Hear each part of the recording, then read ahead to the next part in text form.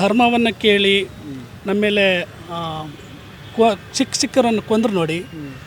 ಆದರೆ ಅದೇ ಪಾಪ ಹೆಣ್ಮಗಳು ನನಗೂ ಕೊಂದ್ಬಿಡಿ ಅಂದವಾಗ ಕೊಲ್ಲಿಲ್ಲ.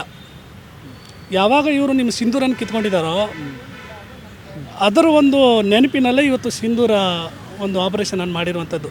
ಸರ್ ನಿನ್ನೆ ತಾನೇ ಒಂದು ಆಪರೇಷನ್ ಕುಂಕುಮ ಅನ್ನೋದು ಕೈಗೊಳ್ತು ಭಾರತ ಪಾಕಿಸ್ತಾನದ ಮೇಲೆ, ಹೇಗೆ ಅನಿಸ್ತದೆ? ತುಂಬ ಖುಷಿ ಆಗ್ತಾ ಇದೆ ಸರ್. ನಮ್ಮ ದೇಶ ಉನ್ನತ ಸಂಸ್ಕೃತಿಯನ್ನು ಹೊಂದಿರುವಂಥದ್ದು.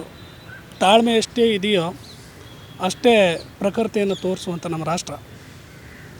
ನಮ್ಮ ಮಾನ್ಯ ಪ್ರಧಾನಮಂತ್ರಿ ಮೋದಿಯವರು ಏನಿದಾರಲ್ಲ ಅವ್ರ ಬಗ್ಗೆ ತುಂಬ ಹೆಮ್ಮೆ ಇದೆ ಸರ್. ಭಾಳಷ್ಟು ಜನ ಯಾವಾಗ ಯುದ್ಧ ಮಾಡ್ತೀರಿ ಅಂತ ಕೇಳ್ತಿದ್ರು, ಹೌದಾ? ಅದಕ್ಕೆ ಇವತ್ತು ಉತ್ತರ ಎಲ್ಲರಿಗೂ ಸಿಕ್ಕಿದೆ. ಅದಕ್ಕೆ ನನಗನ್ನಿಸ್ತದೆ ಮುಖ್ಯ ಇಲ್ಲಿ 2000 ವರ್ಷಗಳ ಹಿಂದೆ ಆಗಿರುವಂಥ ಚಾಣಕ್ಯ ನೀತಿಯನ್ನೇ ಅನುಸರಿಸಿದ್ದಾರೆ. ನಾನು ಸ್ವಲ್ಪ ಇದ್ರ ಬಗ್ಗೆ ಜಾಸ್ತಿ ಅನಲೈಸ್ ಮಾಡ್ತೇನೆ, ವಿಡಿಯೋಗಳೆಲ್ಲ ನೋಡ್ತಾ ಇರ್ತೇನೆ ಯೂಟ್ಯೂಬಲ್ಲಿ. ಯಾವಾಗ ಅವರು ಸ್ಟಾರ್ಟಿಂಗಿಂದ ಈ ಕೂಟನೀತಿ ಅಂತ ಕರೀತಾರೆ ನೋಡಿ, ಅವರಿಗೆ ಆರ್ಥಿಕವಾಗಿ ಪೆಟ್ಕೊಳ್ಳಿಕ್ಕೆ ಸ್ಟಾರ್ಟ್ ಮಾಡಿದ್ರು, ಅವತ್ತಿಂದನೇ ಅವ್ರದ್ದು ಒಂದು ಸ್ಟಾರ್ಟ್ ಆಯಿತು ಅವನತಿ ಅಂತ ಹೇಳ್ತಾರಲ್ಲ. ಆ ಶೇಡ್ ತೀರಿಸ್ಕೊಳ್ಳುವಂಥ ರೀತಿ ಏನಿದೆಯಲ್ಲ ತುಂಬ ಅದ್ಭುತವಾಗಿತ್ತು ಸರ್. ಮೊದಲು ಅವರನ್ನು ಆರ್ಥಿಕವಾಗಿ ಅಶಕ್ತರನ್ನಾಗಿ ಮಾಡುವಂಥದ್ದು, ಅದಾದ ಮೇಲೆ ಅವ್ರ ಮೇಲೆ ಪ್ರಹಾರ ಮಾಡುವಂಥದ್ದು. ಈ ಕೈಗೊಂಡಿರುವಂಥದ್ದೇನಿದೆಯಲ್ಲ ಇದಿಷ್ಟಕ್ಕೆ ಸಾಲದು ಸರ್. ಈಗ ಅಂದರೆ ಇದೊಂದು ವಿಚಾರ, ಒಂದು ಟೂರಿಸಮ್ ಒಂದು ಯಾವುದೋ ಪ್ಲೇಸ್ಗೆ ಹೋಗ್ತಾರೆ, ಇದು ಮಾಡ್ತಾರೆ, ಇದೊಂದು ವಿಚಾರದಲ್ಲಿ ಯುದ್ಧ ಮಾಡಲಿಲ್ಲ, ನಿನ್ನೆ ಒಂದು ಅವ್ರಿಗೆ ಕುಂಕುಮ ಅನ್ನೋ ಒಂದು ಸ್ಟ್ರೈಕ್ ಮಾಡಲಿಲ್ಲ, ಏನಾಗಬಹುದಾಯ್ತು? ಯಾಕಂದರೆ ಇದು ಆಪರೇಷನ್ ಸಿಂಧೂರ್ ಅಂತ ಮಾಡಿದಾರಲ್ಲ ಸರ್, ಅದು ಅದೇ ಉದ್ದೇಶವನ್ನು ಇಟ್ಕೊಂಡಿರುವಂಥದ್ದು. ಯಾವಾಗ ಅವರು ಧರ್ಮವನ್ನು ಕೇಳಿ ನಮ್ಮ ಮೇಲೆ ಚಿಕ್ಕರನ್ನು ಕೊಂದ್ರು ನೋಡಿ. ಆದರೆ ಅದೇ ಪಾಪ ಹೆಣ್ಮಗಳು ನನಗೂ ಕೊಂದ್ಬಿಡಿ ಅಂದವಾಗ ಕೊಲ್ಲಿಲ್ಲ. ಯಾವಾಗ ಇವರು ನಿಮ್ಮ ಸಿಂಧೂರನ್ನು ಕಿತ್ಕೊಂಡಿದ್ದಾರೋ ಅದರ ಒಂದು ನೆನಪಿನಲ್ಲೇ ಇವತ್ತು ಸಿಂಧೂರ ಒಂದು ಆಪರೇಷನನ್ನು ಮಾಡಿರುವಂಥದ್ದು. ಮತ್ತು ಇನ್ನೊಂದು ವಿಶೇಷ ಈ ಒಂದು ಆಪರೇಷನಲ್ಲಿ ನೋಡಿದರೆ ಹೆಣ್ಮಕ್ಕಳನ್ನೇ ಟಾರ್ಗೆಟ್ ಹಿಟ್ ಮಾಡಲಿಕ್ಕೆ ಬಳಸಿರುವಂಥದ್ದು ಏನಿದೆ ನೋಡಿ, ಜಗತ್ತಿಗೆ ಸಾರಿ ಹೇಳುವಂಥದ್ದಾಯಿತು. ನೀವು ಬಾಕಿ ದೇಶದವ್ರಿಗೆ ಹೇಗೆ ನೀವು ಕಾಟವನ್ನು ಕೊಡ್ತೀರಿ, ಆದರೆ ನಮ್ಮ ದೇಶದ ಮಾತ್ರ ತಂಟೆಗೆ ಬರಬೇಡಿ ಅನ್ನೋದನ್ನು ಸ್ಪಷ್ಟವಾಗಿ ಅವರಿಗೆ ಸಂದೇಶ ಕೊಡುವಂತಿದೆ ಇಡೀ ಜಗತ್ತಿಗೆ. ನಿನ್ನೆ ಯುದ್ಧ ಸಾರಿದಷ್ಟು ಒಂದು ಭೂಸೇನಾಗಿರ್ಬೋದು, ವಾಯುಸೇನೆ ಅವರು ಕೂಡ ಮೇಲೆ ಆಗಿದ್ರು ಅಂತ ಎಲ್ಲ ಅವರು ಕೂಡ ಹೆಣ್ಮಕ್ಳೆಯ ಈ ಒಂದು ಸಿಂಧೂರ ಒಂದು ಆಪರೇಷನಲ್ಲಿ ಟಾರ್ಗೆಟನ್ನು ಸೆಟ್ ಮಾಡಿ ಟಾರ್ಗೆಟನ್ನು ಧ್ವಂಸ ಮಾಡಿದ್ದೆ ಈ ಹೆಣ್ಮಕ್ಳು ಅನ್ನೋದು ಮತ್ತೊಂದು ತುಂಬ ಹೆಮ್ಮೆಯ ವಿಷಯನೇ. ನಮ್ಮ ದೇಶ ಇಷ್ಟು ಸರ್ಜಿಕಲ್ ಸ್ಟ್ರೈಕ್ ಮಾಡಿದೆಯಲ್ಲ, ಯಾವುದನ್ನು ಕೂಡ ಕಾಪಿ ಮಾಡಲಿಲ್ಲ, ಒಂದನ್ನು ಇನ್ನೊಂದಕ್ಕೆ ಕಾಪಿ ಮಾಡಲಿಲ್ಲ, ಒಂದೊಂದಾಗಿ ಡಿಫ್ರೆಂಟ್. ಅವರೇ ಕನ್ಫ್ಯೂಷನ್ ಆಗಿ ಹೋಗ್ಬಿಟ್ಟಿದ್ದಾರೆ ಯಾವ ರೀತಿ ಮಾಡ್ತಾರೆ ಅಂತ. ಅವ್ರಿಗೆ ಫಸ್ಟು ಅವರನ್ನು ಫ್ರಸ್ಟ್ರೇಟ್ ಆಗೋ ಥರ ಮಾಡಿದ್ರು. ಯಾವ ರೀತಿ ಮಾಡ್ತಾರೆ ನೋಡಿ. ಆರ್ಥಿಕವಾಗಿ ಪೆಟ್ಟು ಕೊಡೋದಂದರೆ ಹೀಗೇನೆಯ. ಫಸ್ಟು ಎದುರಾಳಿಯನ್ನು ಏನು ಮಾಡಬೇಕು, ಅವ್ರಿಗೆ ಫ್ರಸ್ಟ್ರೇಟಿಗೆ ಒಳಪಡಿಸ್ಬೇಕಂತೇಳಿ ನಾವು ಯುದ್ಧ ಮಾಡ್ತೀವಿ ಅಂತೇಳಿ ಹೇಳಿಕೆ ಕೊಟ್ಬಿಟ್ರು. ಆವಾಗಿಂದ ಅವರು ಒಳಗಡೆ ಸಿದ್ಧತೆಗಳು ಸ್ಟಾರ್ಟ್ ಮಾಡಿದ್ರು, ಅದೆಷ್ಟೋ ಖರ್ಚುಗಳನ್ನು ಮಾಡಿಬಿಟ್ರು. ಒಂದು 10-15 ದಿವಸ ಕಳೀತಾ ಇದ್ದಂಗೆ ಹತಾಶೆಗೆ ಒಳಪಟ್ಟರು, ಇವರು ಮಾಡೋದಿಲ್ಲ ಅಂತೇಳಿ. ಆದರೆ ನಿರ್ಧಾರಿತವಾಗಿ ಅವ್ರದ್ದು ಮೋದಿ ಯಾವುದು ಹೇಳ್ತಾರೆ, ಅವ್ರು ಹೇಳ್ತಾರೆ ಜೋ ಮೈ ಬೋಲುಂಗಾ ಓ ಕರ್ಕೆ ದಿಕ್ಕಾವುಂಗ. ಅವ್ರೇನು ಹೇಳಿದ್ದಾರೆ ನೋಡಿ, ಅದನ್ನು 100% ಅವ್ರು ಯಾವತ್ತು ಮಾಡೋರೆಯಾ. ಬಟ್ ಅದು ಎದುರಾಳಿಗಳು ಅರ್ಥ ಮಾಡ್ಕೊಳ್ಳಿಲ್ಲ. ಇವರು ಎಷ್ಟಕ್ಕೆ ಮಾತಾಡಿ ಬಿಟ್ಬಿಡ್ತಾರೆ ಅನ್ನೋ ಒಂದು ಭಾವನೆಯಲ್ಲಿದ್ದರು. ಮುಂದಿನ ದಿನಗಳಲ್ಲಿ ಸರ್ ಯಾವುದೇ ನಮ್ಮ ರಾಜ್ಯದಲ್ಲಿ ಎಲ್ಲ 3 ಪಕ್ಷಗಳು 4-5 ಪಕ್ಷಗಳಿದೆ. ಈ ಒಂದು ವಿಚಾರವಾಗಿ ಯಾವುದೇ ರೀತಿ ರಾಜಕೀಯ ಮಾಡೋರಿಗೆ ಏನು ಹೇಳ್ತೀರಾ ನೀವು? ನೀವು ರಾಜಕೀಯ ಏನೇ ಮಾಡಿ ಸರ್, ನೀವು ಯಾವುದೇ ಪಕ್ಷ ನೀವು ಕರ್ನಾಟಕ ಸ್ಟೇಟಿಗೆ ಬಂದು ನೀವು ಆಳ್ವಿಕೆ ಮಾಡಿ ನಮ್ಮನ್ನು, ಅದರಲ್ಲಿ ಏನೂ ಅಭ್ಯಂತರ ಇಲ್ಲ.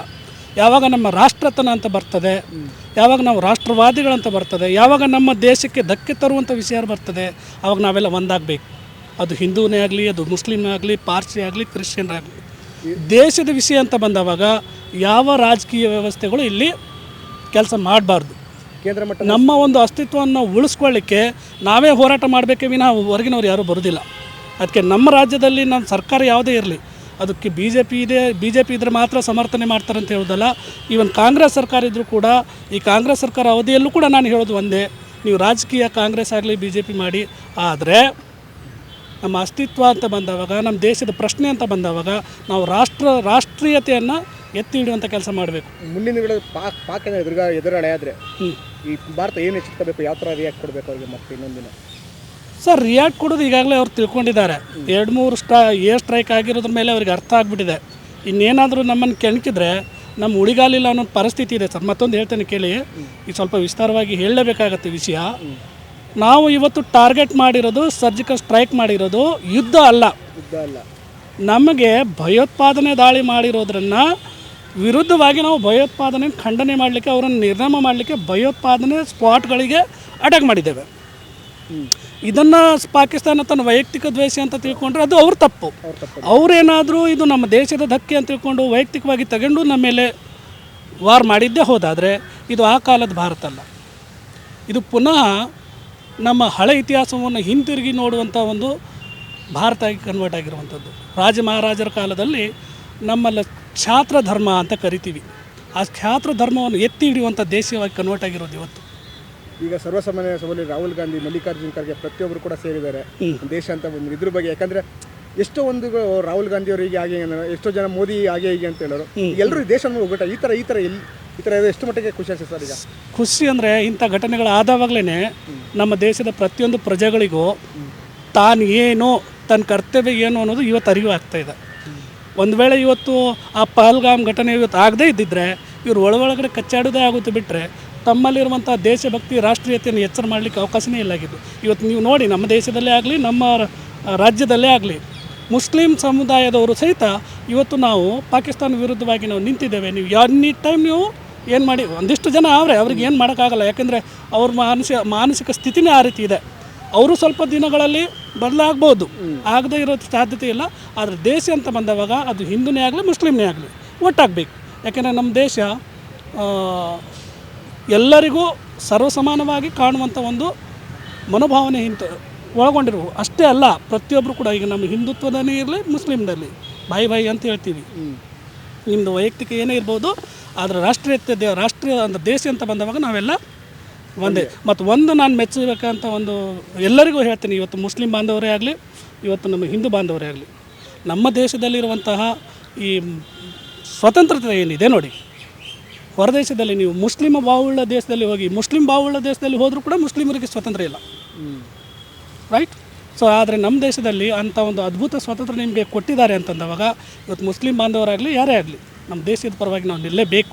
ಈ ಒಂದು ಸ್ವತಂತ್ರವನ್ನು ನಾವು ನಿರಂತರವಾಗಿ ಅನುಭವಿಸ್ಬೇಕಂದ್ರೆ ನಾವು ರಾಷ್ಟ್ರಗೋಸ್ಕರ ಎಷ್ಟೋ ದೂರದಲ್ಲಿರೋ ರಾಷ್ಟ್ರದಲ್ಲಿ ಕೂಡ ನಮ್ಮ ಕನ್ನಡಿಗರು ಇದನ್ನು ವಿರೋಧಿಸ್ತಾ ಇದ್ದಾರೆ, ಪಾಕಿಸ್ತಾನದಲ್ಲಿ ವಿರೋಧಿಸ್ತಾ ಇದ್ದಾರೆ.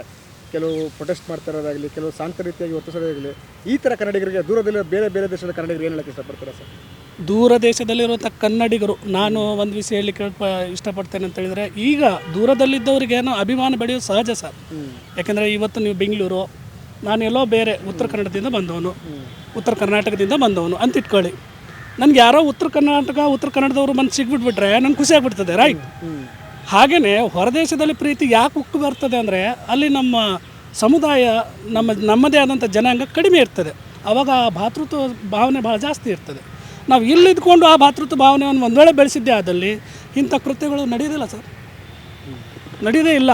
ಅವರು ಅಲ್ಲಿ ಇದ್ಕೊಂಡು ವಿರೋಧಿಸಲಿ, ಅದಕ್ಕಿಂತ ಹೆಚ್ಚಿಗಾಗಿ ಇಲ್ಲಿ ಇದ್ದವರು ಏನು ಮಾಡಬೇಕು, ನಮ್ಮ ಕರ್ನಾಟಕ, ನಾವು ಕನ್ನಡಿಗರು, ನಮ್ಮ ದೇಶ ಭಾರತ ಅನ್ನೋದು ಅತಿ ಹೆಚ್ಚಿನ ಪ್ರಮಾಣದಲ್ಲಿ ಯಾವಾಗ ಬರುತ್ತೆ, ಇಂಥ ಒಂದು ಘಟನೆಗಳು ನಡೀಲಿಕ್ಕೆ ಸಾಧ್ಯನೇ ಇಲ್ಲ. ಹೆಚ್ಚಿನ ವಿಡಿಯೋಗಳಿಗೆ ಪ್ರತಿಧ್ವನಿ ಯೂಟ್ಯೂಬ್ ಚಾನೆಲ್ ಸಬ್ಸ್ಕ್ರೈಬ್ ಮಾಡಿ, ಬೆಲ್ ಐಕಾನ್ ಕ್ಲಿಕ್ ಮಾಡಿ.